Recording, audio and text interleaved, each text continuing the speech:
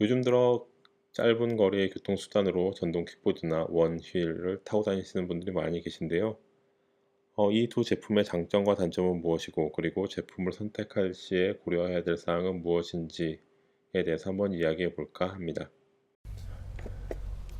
네, 여기 관절 부분이 있어서 접을 수가 있어요. 접고서 어렵지 않게 트렁크에 넣을 수가 있습니다. 네, 내려서 조여주시면은 바로 탈 수가 있게 됩니다. 이거는 저희 와이프가 타고 있습니다. 저희 와이프가 타고 있는 제품이고, 제가 타는 제품은 나인봇 원힐 S2 제품이에요. 나인봇 원힐. 이것도 꽤 무거워요. 한 10kg? 10kg? 12, 15kg? 뭐 얘랑 무게는 비슷한 것 같아요. 발로 밟을 수 있는 부분이 이렇게, 네. 파워를 끄면은 자이로 센서가 꺼져서 얘가 앞뒤로도 이렇게 움직여요. 근데 파워를 키면 자이로 센서가 켜지면서 앞뒤로는 이제 굴러다니지 않죠. 다만 들면은 움직일 수 있고요. 타실 때는 날개로 되어 있는 이 바닥 부분을 피고, 그리고 올라타고 주행을 하면 됩니다. 이런 퍼스널 모빌리티에서 가장 중요한 부분은, 제가 생각하기엔 승차감을 결정짓는 요소는 휠 사이즈입니다. 바퀴가 얼마나인지, 그거에 따라서 노면 충격이 전달되는 정도가 많이 차이가 있거든요.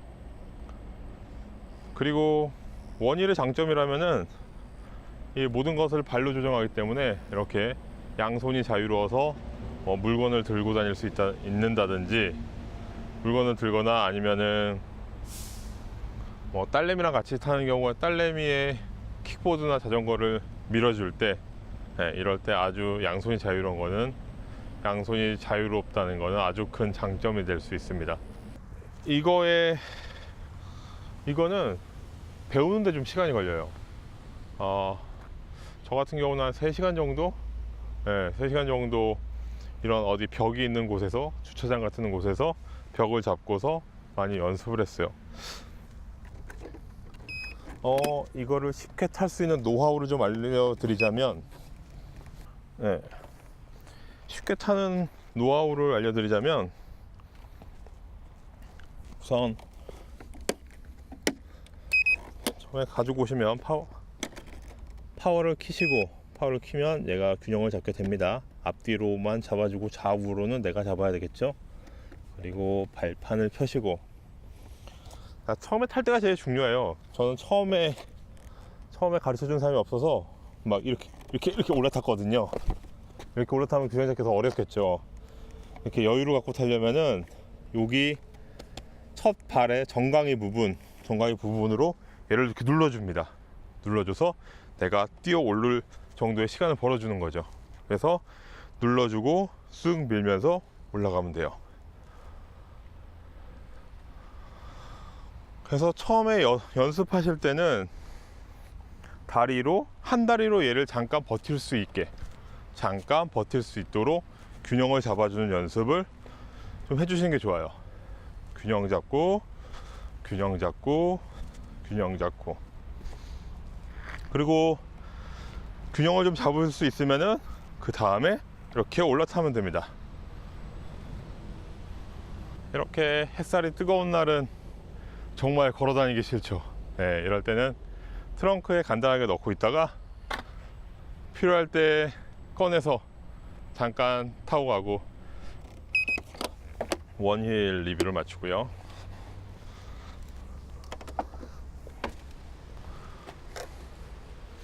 네, 다음번 제품은 전동 킥보드예요. 사실 특정 제품에 대해서 홍보를 할 생각은 없고요.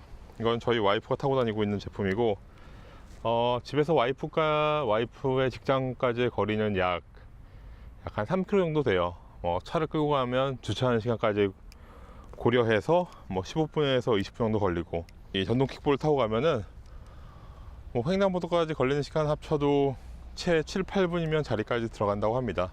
아무래도 주차하는 시간이 있다 보니까 전동 킥보드가 훨씬 빠르죠. 와이프 같은 경우는. 예.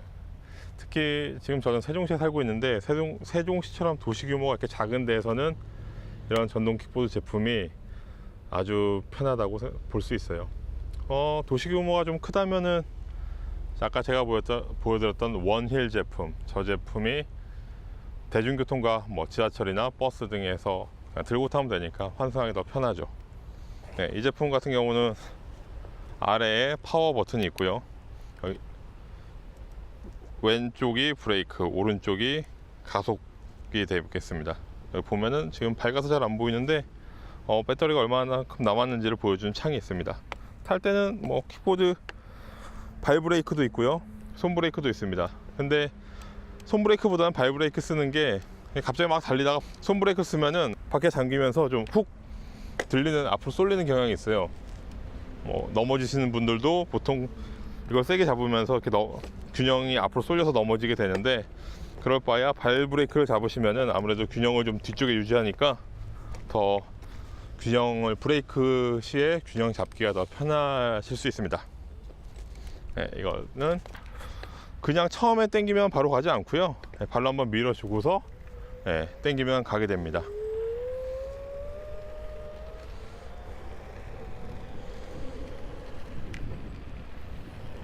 전동 킥보드는 참 편하죠.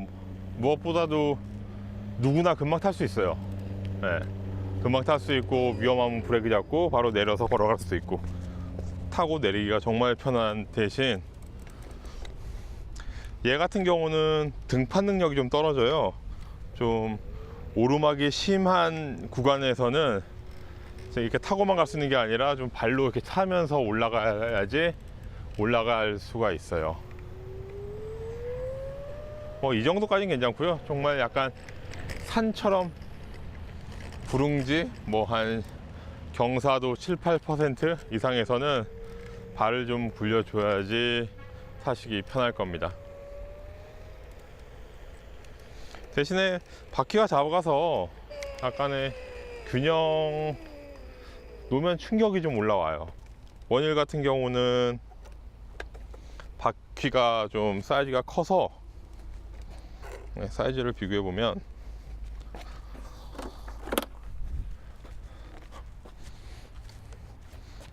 네, 이렇게 바퀴 사이즈 차이가 있어요.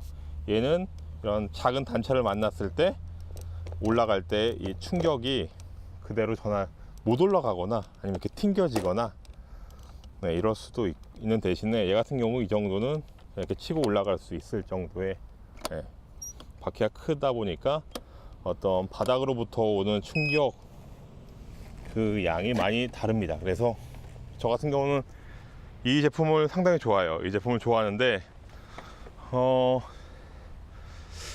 한 3km까지는 편해요. 3, 4km까지는 편한데 그 이상에서는 조금 불편해요. 이유는 이게 균형이 앞으로 쏠려 있어야 돼요. 계속 이렇게 약간 체중이 앞에 있어야지 직진하고, 왜냐면 체중이 뒤로 가면은, 체중이 앞에 있으면 앞으로 가고, 뒤에 있으면 뒤로 가고, 앞에 있으면 앞으로 가고, 뒤에 있으면 뒤로 가고, 이렇게 되다 보니까 약간 앞으로 내민 상태로 계속 가야 되는 그런 문제가 있는 거죠. 네. 만약에 이렇게 넘어지면 삑삑거리는데 손잡이를 한번 뺐다가 넣으면은 정상화됩니다. 만약에 주변에서 누군가가 추천을 해달라고 한다면은, 일단 이동 거리가 얼마냐, 이동 거리가 길다면 뭐 5km가 이상이라면 이 제품이 더 좋아요. 그 안정성이라든가 뭐 주행 안정성, 그게 이 제품이 좀 더 낫고요. 대신 대중교통을 이용할 수 있고 뭐 주행 거리가 한 3, 4km 이내라면은 이 제품이 훨씬 편해요. 네, 이 제품이 훨씬 편하고, 그리고 최근에 나온 모델들은 이거 같은 경우는 힘이 뒷바퀴에서만 전달이 돼요. 그러니까 바퀴 하나로 전체를 굴리게 되는데, 최근에는 이륜으로 굴리는 모델도 많이 나왔어요. 그거 같은 경우는 힘이 좋아서 뭐 오르막에도 크게 문제 없고, 제 주변에는 바퀴가 좀 작은, 그래서 폴딩 했을 때 아주 작은 사이즈를 산 친구도 있었는데, 그 친구는 금방 망가졌어요. 많이 넘어지기도 하고. 왜냐면은 그 친구 같은 경우 타이어가 이거 공기 타이어가 아니라 넌 플랫 타이어로 되어 있었는데, 되게 상당히 미끄러웠어요. 바퀴가 상당히 미끄럽고, 그리고 바퀴 사이즈가 좀 한 요 정도밖에 안 되는 작은 사이즈였었는데, 바퀴가 작다 보니까 이게 굴러가면서 보도블럭을 간다면은 그 보도블럭에서 나오는 그 보도블럭의 노면 충격을 막 몸이 다 받아야 되는 거죠. 타고 가면서 뇌가 흔들리는 느낌? 뭐 그런 느낌을 받을 때도 있었고요. 그래서 조금 5km 이상의 거리를 환승 안 하고 얘만 타고 간다 그러면은 저는 킥보드 제품이 좋고, 가급적이면 바퀴가 큰 제품, 바퀴가 큰 제품이 좋고요. 듀얼로 이륜으로 굴러가는 모델들은 상당히 무겁습니다. 상당히 무거워서 이런 모델도 좋긴 하지만 힘이 좋아서 좋아요. 대신 들 일이 없다면, 어딘가에 얘를 들어서 옮겨 놓는 일이 없다면 이륜 모델이 저는 좋습니다. 이륜 모델이 한 100만 원 정도 되는 것 같은데, 대신에 크게 오르막길이 없다, 오르막길이 없고 나는 힘이 그렇게 넘치는 걸 넘칠 필요가 없다 라고 생각되시면은 이런 제품들, 나인봇에서 나온 킥보드 같은 경우는 50만원 선, 40만원, 50만원 정도에 있는데 그 정도도 충분하다고 생각이 되고요. 그리고 좀 편안하게, 손이 편안하거나 아니면 내가 짐을 들어야 된다거나 누군가를 손을 잡고, 저 같은 경우 특히 아이와 같이 타는 경우가 많은데 아이 자전거를 밀어준다던가 그럴 때는 이 원휠이 훨씬 편합니다. 그리고 얘의 장점은 아까도 말씀드렸다시피 차량에 들고 탑승을 할 수 있다는 거, 이게 아주 큰 장점이죠. 정리를 해보자면 원휠의 장점은 승차감이 좋고 재미있고 손이 자유롭다. 그리고 버스, 기차, 지하철 등 다른 교통수단에 가지고 올라탈 수 있다. 단점은 처음 배우는데 좀 시간이 걸린다. 보통 한 3-4시간은 넘어지면서 연습이 필요해요. 그리고 5km 이상 이동 시에는 균형이 앞쪽에 위치해야 해서 자세가 좀 앞으로 기울어진 자세로 타고 가다 보니까 좀 불편해요. 그래서 개인적으로는 5km 이내의 단거리를 이동하기에는 아주 좋다고 판단하고 있습니다. 전동 킥보드의 장점은 누구나 쉽게 바로 탈 수 있다는 것이고요. 5km 이상의 좀 더 장거리 이동에 유리하다는 게 장점입니다. 단점은 제품이 커서 환승이 어렵고 들고 다닐 일이 있으면 좀 불편합니다. 특히나 이륜 모델 같은 경우는 그 무게가 20kg 정도 나가다 보니까 사실 들고 다닐 수가 없어요. 그리고 노면 충격이 많아서 승차감이 좀 좋지 않습니다. 오늘 원휠과 전동 킥보드를 살펴봤는데요. 이 두 제품 모두 근거리 교통수단으로서는 아주 좋습니다. 재미있고 가까운데 가는데 굳이 차를 끌고 다닐 필요성을 못 느낄 정도로 아주 편안합니다. 그럼 이상으로 오늘의 리뷰를 마치겠습니다. 감사합니다.